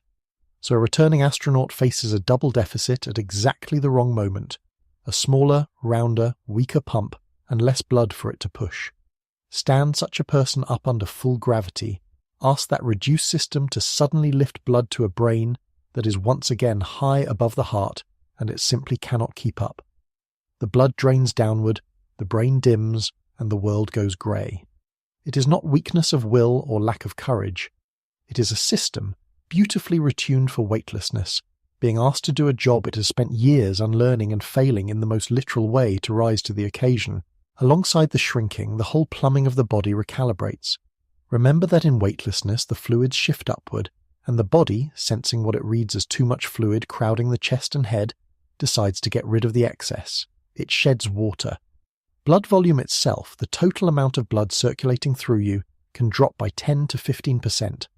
So now put the two changes together and see the trap the body has built for itself. The pump is smaller and weaker. The volume of blood it has to work with is reduced. Both of these are perfectly sensible adaptations to weightlessness, where you do not need a powerful heart or a large blood volume to fight a gravity that is not there. And both of them are precisely the wrong thing to have when gravity comes back. We watch this trap spring every time astronauts return from long stays in orbit, in a condition doctors call orthostatic intolerance, which is a technical name for something you can picture instantly. When these astronauts try to stand up under the full pull of Earth, their weakened hearts and reduced blood supply cannot do what the situation suddenly demands, which is to push blood up to the brain against gravity again. So the blood pulls downward, the brain is briefly starved, and they grow dizzy, their blood pressure crashes, and some of them faint. They stand up on their home planet, and their bodies, retuned for a world without weight, cannot even keep them conscious. And this, remember, follows 6 months or a year in orbit. It follows the gentle version. Now layer the radiation back on top, because the two stories meet here. Recall that the cosmic radiation of open space appears to age the cardiovascular system, damaging blood vessels, accelerating the kind of wear that on Earth takes decades. There is a haunting hint of this in the astronauts who went farthest before, the men of the Apollo missions who travelled beyond Earth's protective magnetic field to the Moon. Studies of those lunar astronauts found rates of death from cardiovascular disease strikingly higher than among astronauts who only ever flew in low orbit. The numbers are from a small group and must be read with care, but they whisper a warning. The mechanism behind that warning is worth understanding, because it connects two threats we might otherwise keep separate. The inside walls of your blood vessels are lined with a delicate layer of cells that keep the vessels flexible and healthy, and that layer is exactly the kind of fine, actively maintained tissue that high-energy radiation damages well. Harm it, and the vessels can stiffen and age, the way they do over decades of ordinary life, except compressed into the span of a mission. So the returning astronaut may face not only a heart shrunken by disuse, but a circulatory system prematurely aged by radiation, its vessels less supple, its whole apparatus carrying wear that would normally belong to a much older person. Disuse weakens the pump, radiation ages the pipes, and the two arrive together, at the same body, at the same time, compounding each other in exactly the system a person most needs intact to stand up under the weight of home. The heart that returns from a journey through open space may not just be smaller and weaker from disuse. It may also be older, its vessels quietly damaged by years of radiation, aged in ways that will not simply train away. So the most faithful muscle you own, the one that never once rested in your entire life, spends the journey to Mars quietly forgetting the one task it was built for. It shrinks, it rounds, it loses its volume of blood. It is retuned, like everything else, for a weightless world, and it does this without any pain, without any warning, without the astronaut feeling a thing until the moment they try to stand under a full gravity again and discover that the pump has forgotten how to lift them. The heart keeps its own entry in the ledger, and it is written in the plainest terms of all. A heart that has not fought gravity for 2 years is no longer a heart built to. Part 8. The Changing Eye. You would think, having taken apart the bones and the muscles and the heart, that we would have covered the worst of it. The structural body, the frame and the engines and the pump. But the changes reach further than that, into places that surprised even the scientists studying them, into the eyes you're using right now and the brain sitting behind them. And these changes matter for a special reason. They are among the ones most likely to follow an astronaut home and refuse to leave. For years, astronauts returning from long missions reported that their vision had changed. Men and women who had launched with sharp eyesight came back needing reading glasses, finding that the world up close had gone soft and blurry. At first, this was a puzzle, but as scientists looked closer, using scans of the eyes before and after flight, they found something concrete and physical had happened. The back of the eyeball, which should be a smooth curve, had become slightly flattened. The optic nerve, where it enters the eye, had begun to swell. The whole delicate optical instrument had been subtly deformed. They gave the condition a name, spaceflight-associated neuroocular syndrome, and they discovered it was not rare. It shows up in something like 70% of astronauts on long-duration missions, not a handful of unlucky cases, the majority. Think about what that number really means for a mission. If 70% of long-duration astronauts show these changes, then a Mars crew should simply expect them, plan around them, assume that most of the people aboard will have their vision altered to some degree by the time they arrive. And unlike a muscle you can rebuild or a bone you can partly recover, an eye is a precision instrument whose exact shape is everything. A tiny flattening at the back, a small swelling of the nerve, and the sharp focus a person has relied on their whole life begins to soften. Some astronauts have described watching the world slowly blur over the course of a mission, needing stronger and stronger correction just to read the instruments in front of them, their own eyes drifting out of tune while they were still depending on them. What makes this one of the quiet nightmares of a Mars plan is the direction it points. Every other change we have discussed, the crew could in principle monitor and fight. But the pressure that reshapes the eye comes from the same headward fluid shift that defines life in weightlessness, and there is no easy way to switch it off without switching off weightlessness itself. Which brings us back again and again to the same root and to the same answer buried inside it. Almost every problem in this story traces to the one missing thing, the steady pull the body was built around, and almost every real solution, in the end, comes down to somehow giving that pull back. To understand why, go back to that first night in orbit, to the fluid shifting upward with no gravity to hold it down. That upward flood does not stop at the puffy face. It raises the pressure inside the skull, in the fluid that surrounds and cushions the brain, and that raised pressure presses outward, including on the backs of the eyes and on the optic nerves, gently but constantly for the entire mission. Month after month the eyeball is pushed slightly out of shape from behind, the nerve is compressed, and the fine focusing of the eye drifts. The eye, like everything else, is adapting to a pressure it was never designed to live under, and in doing so it loses the precise geometry that sharp vision depends on. Here is the part that should concern a Mars planner most. Some of these changes appear to be at least partly permanent. When astronauts come home, the swelling can subside, but certain alterations, the flattening of the eye, the shift toward farsightedness, have in some cases persisted long after return, stubbornly refusing to fully undo themselves. So far, and I want to state this plainly because it matters, no astronaut has suffered serious permanent vision loss from this. Nobody has gone blind. But the effects are thought to accumulate the longer a person stays in space, and no one has stayed anywhere near as long as a Mars mission would demand. NASA takes this seriously enough to rank it among the highest priority health risks for a journey to Mars, a threat to both the astronauts and the mission itself because a crew whose vision degrades partway through the most demanding voyage in history is a crew in real trouble.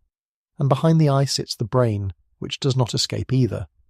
Those same scans and studies have found that in weightlessness the brain shifts slightly upward within the skull, that the fluid-filled spaces inside it change in volume, that the whole organ subtly repositions in response to the loss of gravity's steady downward pull. What this means for how a person actually thinks is still being worked out, and I will not overstate what we know. But there are hints. In the same year-long mission that measured Scott Kelly's shrinking heart, his cognitive performance was tested throughout. During the flight itself, encouragingly, his mental speed and accuracy held up well. But after he returned to Earth, there was a measurable dip in both, a slowing that lingered for months as his brain and body readjusted to the weight of home. And overlaid on all of this is the radiation again, the animal studies suggesting that the high-energy particles of open space can damage the fine connections between brain cells, affecting memory and learning and decision-making. How much of that would strike a human crew on the way to Mars, we genuinely do not yet know. That honest uncertainty is itself part of the story, and I do not want to paper over it. There is a great deal about how a human mind would fare on a journey to Mars that we simply have not measured, because we have never sent one that far for that long. We can study animals exposed to space-like radiation in a laboratory, and we can watch astronauts in orbit, but neither is quite the real thing, and the real thing is precisely what we cannot test until we do it. So when it comes to the brain, we are working from fragments, hints, and analogies, assembling a picture of a risk we cannot yet see clearly. What we can say is that the same fluid shift and the same radiation that reshape the eye reach the brain too, and that a crew's ability to think clearly, remember accurately, and decide well is not a luxury on a mission like this. It is the difference between life and death. on a voyage where every judgment must be made by the people aboard, alone, with no one on Earth able to catch their mistakes in time. Take a step back and look at what we have now assembled, because a pattern has emerged that is larger than any single organ. It is not that space damages the body in one place, it is that space rewrites the body everywhere all at once. The bones thin, the muscles fade, the heart shrinks, the eyes deform, the brain shifts and perhaps dulls. Every major system, from the scaffold that holds you up to the instrument you see the world through to the organ you think with, is quietly being retuned for a place that is not Earth. This is not a list of separate ailments. It is a single, unified transformation, the whole body adapting in concert to a new set of rules. And when a transformation is that complete, that total, it starts to raise a question that is no longer really about medicine at all. If every part of a person has been remade for a different world, then in what sense are they still built for this one? At what point does a body that has changed everywhere stop being an Earth body altogether and become something new? Part 9. The Martian Body. We have followed the changes one organ at a time, but a body does not experience them one at a time. It experiences them all together, layered and simultaneous, month after month, and so I want you to now hold the whole picture at once, because only when you see it whole does the real meaning of this journey come into focus. Picture the astronaut roughly a year and a half into the mission, standing on the surface of Mars. By now the transformation is far along. The bones are thinner, the calcium quietly shed. The anti-gravity muscles have faded, retooled toward fibers that tire quickly. The heart is smaller and rounder, working with less blood. The eyes are subtly reshaped, the vision softened. The brain has shifted in its cradle of fluid, and overlaying all of it, the slow cellular damage of 2 years of radiation, aging the vessels, marking the DNA. This is no longer quite the person who launched from Earth. Every system has been adjusted, tuned, rebuilt toward a different set of conditions. What is standing on Mars is, in a real and measurable sense, a new kind of body. A body that has been optimized patiently and thoroughly for low gravity and open space. A Martian body. That phrase is not a poetic flourish. I mean it as literally as the science allows. The body that has spent 2 to 3 years away from Earth is better suited, in that moment, to where it is than to where it came from. It is comfortable in the 1/3 gravity of Mars in a way it would no longer be comfortable under the full weight of Earth. It has, without ever being asked, without any single moment of decision, quietly changed its allegiance from one planet to another. The traveller set out to visit Mars, but somewhere along the way the body stopped visiting and started belonging. We should be careful and precise about how strong this claim is, because it is the fulcrum of the whole story. I am not saying the astronaut has been turned into an alien, or that anything supernatural has happened. I am saying something narrower and, to my mind, stranger for being so ordinary. Every measurable property of the body that we can track, bone density, muscle mass, the size and shape of the heart, the volume of blood, the geometry of the eye, the pattern of the genes, has shifted in concert, away from the values that suit Earth and toward values that suit low gravity. If you had only the medical readouts, with no label telling you whose they were, you would not describe them as the readouts of a healthy Earth adult. You would describe them as the readouts of a body adapted to somewhere else. That is all I mean by a Martian body, and it is enough. The reason this matters so much, and the reason we cannot simply reassure ourselves, comes back to that hole in our knowledge I keep returning to, because it sits at the exact centre of the mission. The crew would spend more time on the surface of Mars than in either leg of the journey, around a year and a half, and the surface is where the one gravity we have never studied holds sway. If that 1/3 pull turns out to be enough to keep the body from unwinding further, then the surface stay is a long, stabilising rest in the middle of the trip, and the crew reaches the return journey no worse than when they landed. But if 1/3 gravity is not enough, if the body reads it as merely another version of too little and keeps dismantling itself throughout the stay, then the surface is not a rest at all. It is 18 more months of the same slow transformation, stacked on top of the transit, compounding everything. We do not know which of these is true. We have never had a single human being live in that gravity long enough to find out, and the entire question of whether the traveller can ever come home may hinge on the answer to a question we have never even begun to ask of a real body. And here we run directly into the great unknown at the centre of the whole mission, the empty space in all our data that no one has been able to fill. We know in some detail what zero gravity does to a body, from decades aboard the space station. We know what full gravity does, because we live in it. But the gravity of Mars is neither. It is that strange middle value, about 38% of Earth's, and we have never had a single human being live in it for any length of time to find out what it does. Not one. There is no data at all for partial gravity sustained over months. Think about how strange that gap is.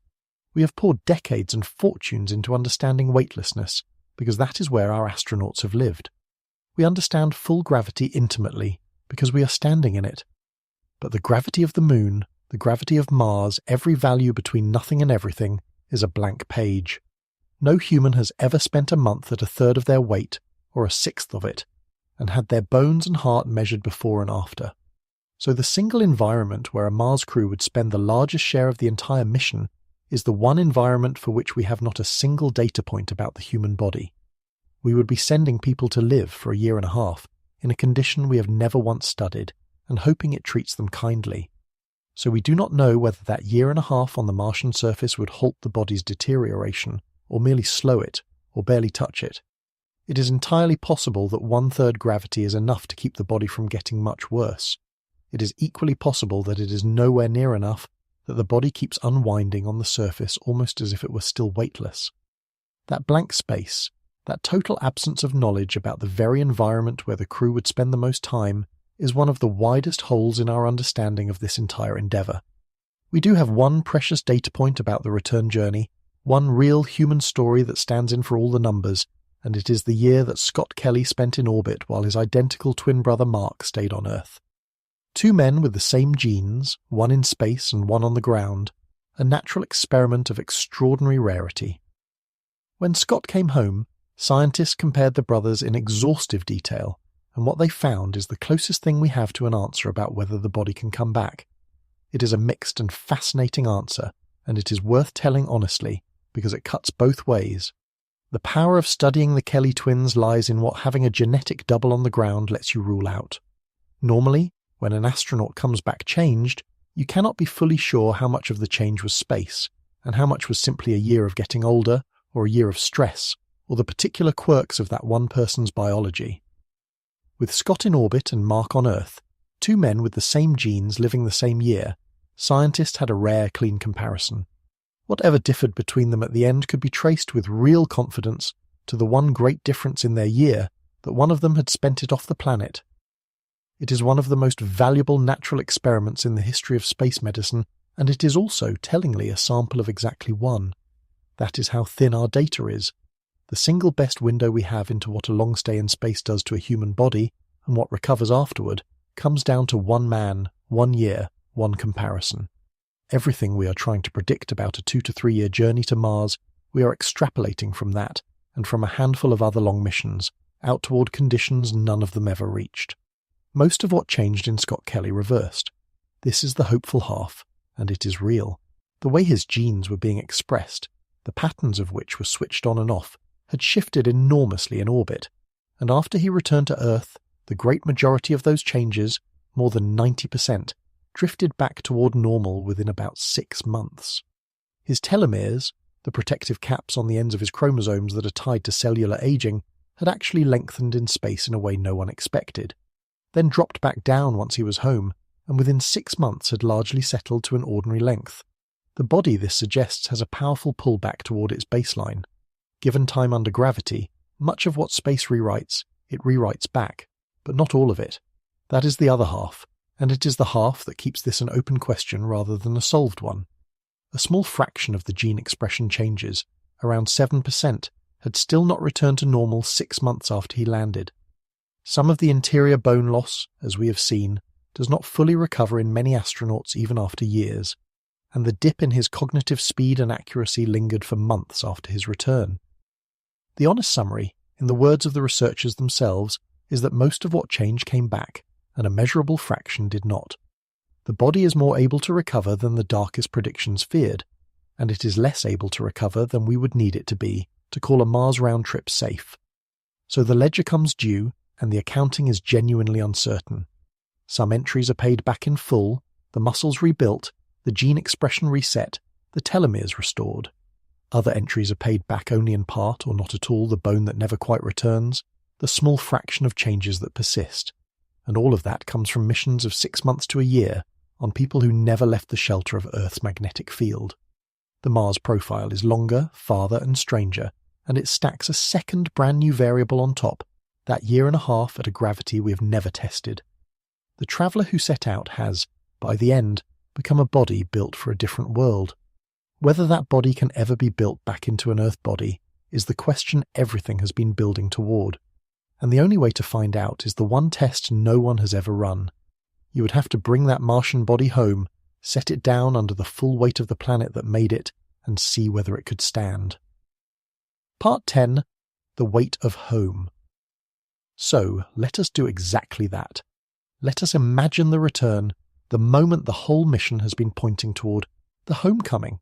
And let me warn you gently that this is the part of the story where the quiet arithmetic of the ledger finally becomes something you can feel in your own body, because the most dangerous moment of a journey to Mars is not the launch, and not the landing on another world, and not the long exposure of the years between. The most dangerous moment is the coming home. Say that again to yourself, because it overturns the intuition we all carry. We brace for danger at the launch, when a mountain of fuel ignites beneath the crew. We brace for it at the landing on Mars, the fiery plunge into an alien sky.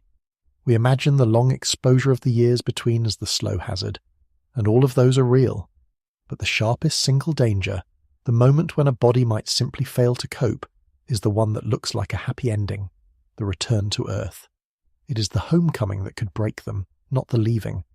A crew could survive the launch, survive the transit, survive the radiation, survive a year and a half on the surface of another world, survive the whole improbable journey out and back through the emptiness, and then meet their gravest threat in the final minutes, lying in a capsule on the ground of their home planet, trying to sit up. Picture it. The capsule falls back through Earth's atmosphere, a streak of fire across the sky, and splashes down or thumps to rest on solid ground. Inside is a crew that has not felt full gravity in 2 or 3 years. For all that time, their bodies have been steadily rebuilt for weightlessness and for the gentle pull of Mars. Their bones are thinned in exactly the places that bear weight. Their anti-gravity muscles have wasted. Their hearts are smaller, their blood volume reduced, and now, in an instant, the full weight of Earth returns, pressing down on every part of them at once, demanding that this retuned body do the one thing it has spent years forgetting how to do. Hold itself up. Feel it with them for a moment. The hatch opens. The first sensation is weight, an enormous, crushing, impossible weight, though it is only the ordinary gravity you're resting in right now. To them it feels like lying at the bottom of a sea. An arm that drifted weightlessly for years now takes real effort just to lift. The head, on its weakened neck, feels like a stone. And then comes the attempt that everything hinges on, the simple act of trying to stand. The astronaut gathers what strength remains and tries to rise, and the body, retuned for a world without weight, revolts. The shrunken heart cannot push enough blood upward against the returned gravity, and the vision greys at the edges, darkening toward a faint. The thinned bones, the porous hips and spine, now bear the body's full weight for the first time in years, and the risk in that moment is not abstract. A skeleton that has lost enough density can fracture under loads it once shrugged off, and the simple act of standing, of a person rising to their feet, becomes a moment of genuine danger. The wasted muscles tremble and give. This is why we carry them, these returning astronauts, why we lift them from their capsules and lower them into chairs. It is not ceremony. It is because, for a while, their bodies cannot be trusted to hold them against the planet. Slow that first attempt down and live inside it, because it is the moment the whole mission comes to rest upon. The astronaut lies in the capsule, feeling the crushing return of weight, and knows they have to try to sit up. They tense muscles that have forgotten the effort and the simple act of raising the torso against gravity, something a small child does without thought, takes everything they have. Their pulse races as the weakened heart scrambles to keep blood in the brain. The edges of their vision darken. If they push too fast, they will faint. So they move in slow, careful stages, resting between each one, coaxing a body that has spent years in a weightless dream back into the brutal arithmetic of weight. And this is the gentle version, the low-orbit version, the one where they launched only months ago and stayed inside the shelter of Earth's field. The Mars version of this scene, after years away, is one we have never witnessed, and everything we know suggests it would be far harder, perhaps too hard to survive standing at all. And consider the cruel geometry of it. Everything in the human story has taught us to think of home as the safe place, the destination, the reward at the end of every hard road. The whole emotional logic of exploration rests on it, the fire you return to, the door that opens for you at the end. But for the Mars traveller, that logic inverts completely. The dangerous frontier turns out to be survivable, and the safe home turns out to be the deadly one. Mars, the alien world, the crew can live on. Earth, the home world, might be the thing that finally overwhelms them, its ordinary gravity, the gentle pull you're resting in without a thought right now, become a weight too great for a transformed body to bear. There is no crueler reversal in all of exploration. The place you spent years trying to get back to becomes the single place you cannot go. Now hold that image, and then remember, one more time, the gap that has haunted this entire story. Every returning astronaut you have ever seen carried from a capsule was coming back from 6 months, or at most a year, in orbit a few hundred kilometers up. They spent that whole time inside Earth's magnetic shelter. They exercised 2 hours a day to fight the losses, and still they cannot walk. Now stretch that mission to 2 or 3 years. Remove the shelter, add the radiation, add the 1.5 years at a gravity we have never tested, and ask what happens when that body, far more thoroughly retuned than any astronaut in history, meets the full weight of Earth. We do not know for certain, but everything we have measured points in one direction, and it is not a hopeful one. The return, which was supposed to be the reward at the end of the journey, may be the single obstacle the body cannot overcome. This is where the true shape of the whole thing finally reveals itself, and it is not the shape most people expect. When we imagine a one-way trip to another planet, we picture the danger as being out there, at the destination, in the alien cold and the thin air and the distance. We imagine the crossing as the hard part, the door we might not make it through. But the crossing is survivable. The staying is survivable. It is the coming back that may not be. The one-way door was never the rocket, and it was never the distance, and it was never some failure of our machines. The door that only opens one way is the body itself. It swings shut not at launch, but slowly, quietly, somewhere out in those years away, as bone by bone and beat by beat, a person is rebuilt into someone who can no longer live where they were born.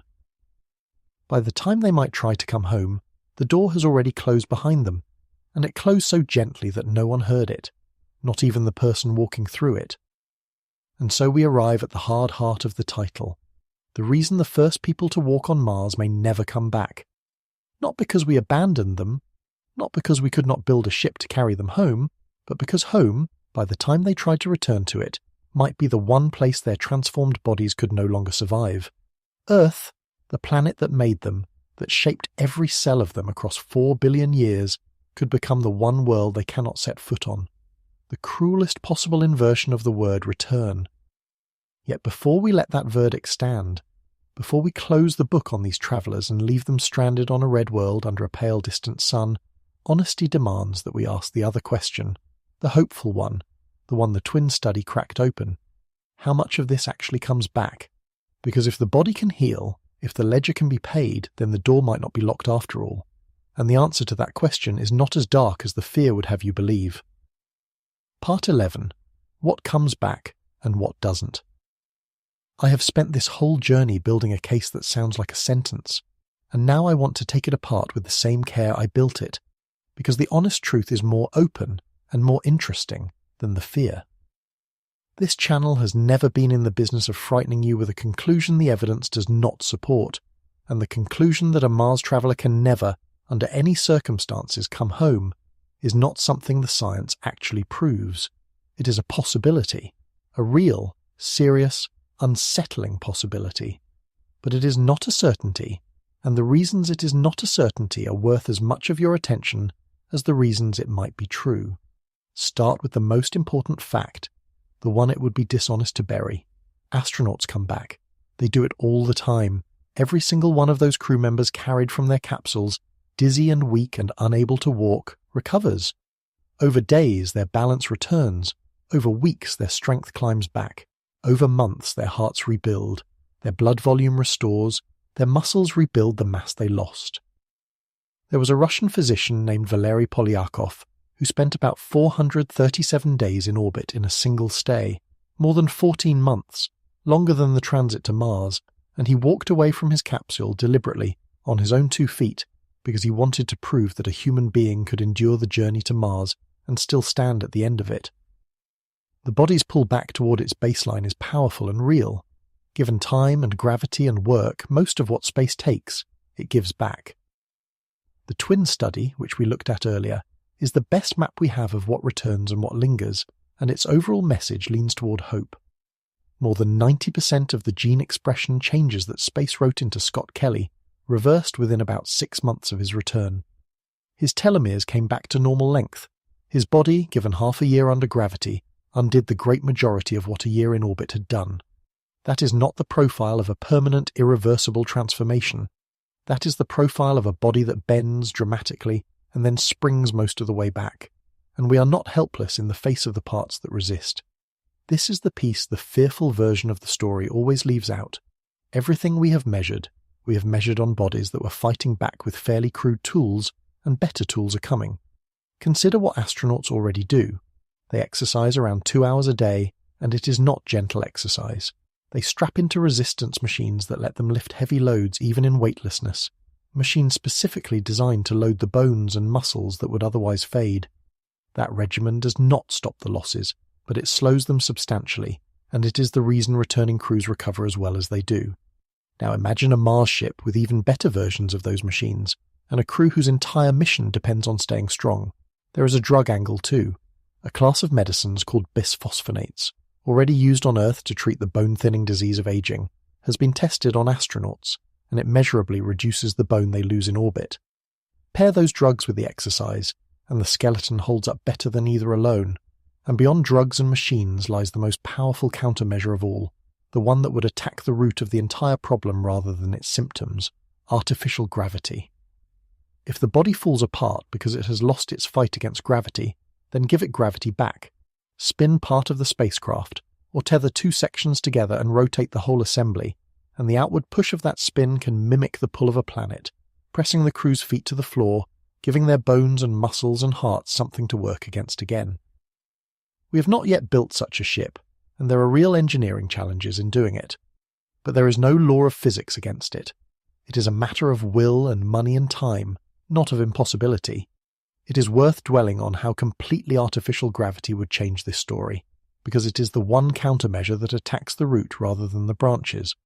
Nearly everything we have described, the dissolving bone, the fading muscle, the shrinking heart, the fluid that floods the skull and reshapes the eye, flows from a single cause, the absence of the steady pull the body was built around. Restore that pull, even for part of each day, and you do not have to fight each symptom separately. You remove the signal that begins them all. A spacecraft that rotated to press its crew's feet to the floor would be telling their bodies, in the only language bodies understand, that gravity is still here, that the bones are still needed, that the heart still has work to do. The engineering is real and hard. A ship must spin fast enough to generate meaningful force, but slowly enough not to make the crew sick, which tends to mean building it large, or tethering 2 halves together across a long cable and spinning the whole assembly like a stone on a string. These are not fantasies. They are design problems, the kind our engineers solve when the will and the money are there, which returns us in the end to the true shape of the question, and it is not quite the one the title asks. It is not whether the human body falls apart in space, because we know it does. It is whether we can hold that falling apart within survivable limits across a journey no one has ever made, using tools we have not yet fully built. And underneath even that lies a harder question, one that belongs to all of us, and not only to the doctors. If some version of this trip really is one way, if the first people to go might never be able to come home, do we send them anyway? Do we let willing human beings trade their return for the chance to stand where no one ever has? There is no equation that answers that. It is a question about what we owe to the brave and what we are willing to spend of them, to become a species that lives on more than one world. A Mars mission that spun its way there, generating its own gravity across the long transit, might deliver a crew to the surface far less deteriorated than anything we have described. So why does the fear persist, and why should it? A little. Because of the gap. Always the gap. Every reassuring number in this chapter comes from low orbit, from missions of 6 months to a year, from bodies that stayed inside Earth's magnetic shelter, with rescue close at hand. The one-way worry is not built on those missions. It is built on the parts of the profile we have never tested. The 2 to 3 year length, far beyond Polyakov's 14 months. The unshielded radiation of open space, absent in low orbit. And that great blank space, the 1.5 years at 1/3 gravity, where we have no data at all. It is entirely possible that these untested factors are manageable, that a well-equipped crew with artificial gravity and good drugs and disciplined exercise comes home and recovers just as station astronauts do. And it is entirely possible that somewhere in that untested territory lies a threshold, a length or a dose or a combination, beyond which the body's remarkable pullback toward baseline finally fails, and the changes stop being something you recover from and start being something you simply are. That is the true state of our knowledge, and I would rather give you that than a tidy scare. We do not know whether a human being can make the round trip to Mars and walk away whole. We know the body bends much further than we might have feared and springs back much better than the darkest stories claim, and we know there is a region beyond our experience, longer and harsher than anything a person has yet survived, where the answer genuinely could go either way. The first crew to attempt the full journey will not just be exploring a planet, they will be the experiment itself, the test of exactly where that threshold lies, or whether it exists at all, and they will be running that experiment on the only instrument that cannot be replaced, with the stakes being whether they ever come home. Part 12. The Threshold. Let me leave you finally standing on Mars, in a body that has become at home there, and let me ask you to feel what that would actually be like. The sun is setting, small and pale, a little more than half the size it appears from Earth, sinking toward a horizon of rust-coloured rock and rose-coloured sky. You're standing easily in the 1/3 gravity, more easily than you ever stood on Earth, your steps long and floating, your body light in a way that has come to feel natural. You have been here long enough that this lightness is simply how the world is now, and you lift your eyes to the darkening sky, and there, among the first faint stars, you find a single point of pale blue light. Not red like the world under your feet. Blue. It is the only blue thing in the entire sky, and you know exactly what it is. It is Earth. It is the planet where you were born, where every human being who ever lived was born, the planet that shaped every cell of the body you're standing in. And as you look at it, quietly, without drama, you understand something that no words on the mission had prepared you for. You may not be able to go back, not because the ship cannot make the crossing, because you, the actual physical you, the bones and blood and beating muscle of you, may no longer be built for that blue world. You have become a creature of the red one, and the strangest part, the part that settles over you like the cool of the Martian evening, is that it does not feel like tragedy. It feels like arrival. Let that word sit with you, arrival, because it holds the whole strange grief of this at its centre. We do not usually think of arriving somewhere as a loss, but if arriving fully at one world means your body can no longer tolerate another, then every true arrival is also a departure, a quiet closing of a door behind you that you never chose to close. The traveller standing under the Martian dusk has not failed. They have succeeded so completely at becoming a creature of this new world that they have, without meaning to, resigned from the old one. And there is something almost tender in how gently it happens. No single moment of severance, no dramatic point of no return, only the slow accumulation of ordinary days until one evening you look up at a blue star and understand that it is no longer a place you can live. That is the quiet at the bottom of this whole story, and it is why it is not, in the end, a tale of horror. It is a tale of belonging, and of what belonging costs. To be so perfectly matched to a place that leaving it changes you, and to change so completely in the leaving that you can never fully return, is not a curse laid on us by an indifferent universe. It is simply the price of being a living thing, shaped by a world, carrying that world in every cell. The first people to pay that price on another planet will not be victims of a cruel science. They will be the clearest proof of how completely we belong to the Earth, written in the plain fact that they could not keep belonging to it and go. That is the true weight of this whole story, and it is heavier and stranger than a simple warning about radiation and bone loss. We have always imagined that going to another world would be something we do, an achievement, a flag planted, a box checked in the long list of human accomplishments, We go, we conquer, we return in triumph. But the body tells a different story. It suggests that to truly go to another world, to stay long enough to belong to it, might mean quietly ceasing to belong to this one. There is a strange kind of dignity in that idea, once the fear settles, and I think it is the note this whole story should rest on rather than dread. We have always told ourselves that we are explorers, that our nature is to reach outward, to cross the next ocean and climb the next ridge and someday the next gulf of space.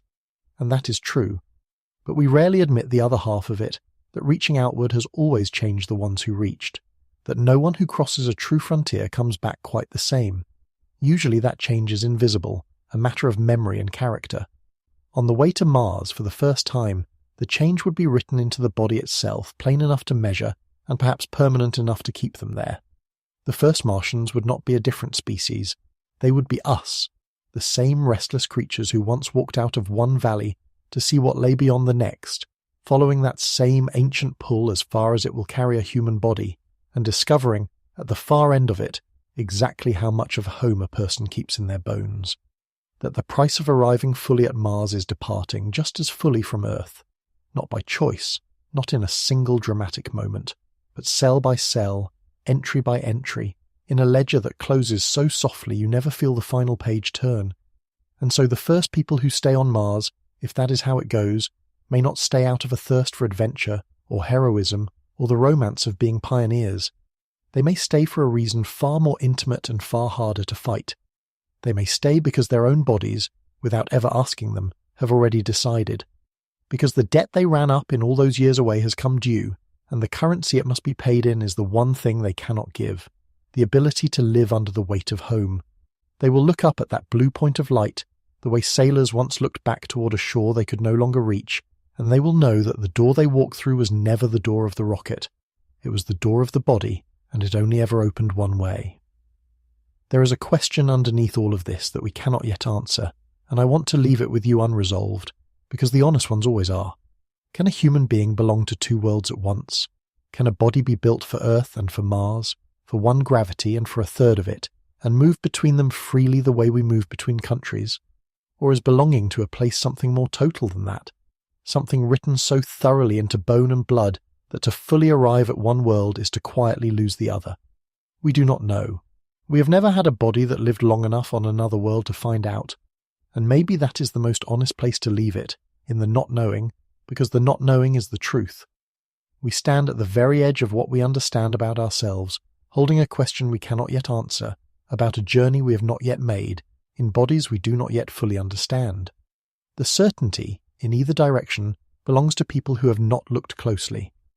What the careful looking gives you is not an answer but a greater respect for the question, and for the fragile, adaptable, earth-shaped creatures who might one day carry it across the dark.